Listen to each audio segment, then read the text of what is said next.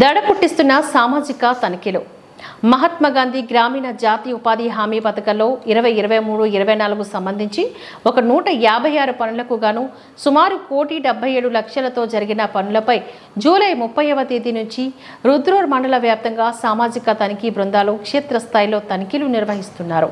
మండలంలో పెద్ద ఎత్తున బినామీ పేర్లతో డబ్బులు కాజేసినట్లుగా తనిఖీలో బయటపడుతున్నాయని అన్నారు. సోమవారంతోని అన్ని గ్రామ పంచాయతీలలోని తనిఖీ ప్రక్రియ పూర్తి అయింది. మంగళవారం మండల కేంద్రంలో నిర్వహించబోయే ప్రజా వేదికలో తనిఖీ బృందాలు నివేదికలు వెల్లడించనున్నాయి.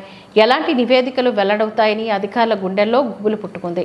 అధికారుల పర్యవేక్షణ లోపంతోని పెద్ద ఎత్తున అక్రమాలు జరుగుతున్నాయని, ఎక్కడైనా అక్రమార్కులపై చర్యలు చేపట్టి పథకాన్ని పారదర్శకంగా ముందుకు తీసుకువెళ్లాలని ప్రజలు కోరుకుంటున్నారని అన్నారు.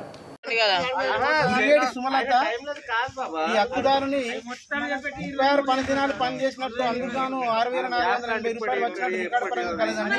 కానీ తనిఖీలో భాగంగా హక్కుదారుని కలవగా నేను పై పనులు చేయలేదని, నర్సరీ నందు మాత్రమే పనికి వెళ్ళానని తనిఖీలో భాగంగా మాకు తెలపడం జరిగిందండి. ఎవరు సార్ పని చేసిన పని చేయని పైసలు మస్తు వస్తాయి.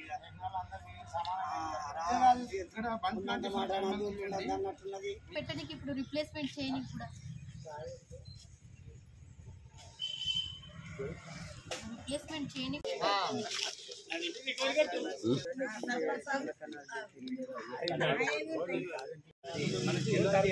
6,420 మానవాళ్ళు ఫోటోలు అయితే చూపించడం జరిగింది. అది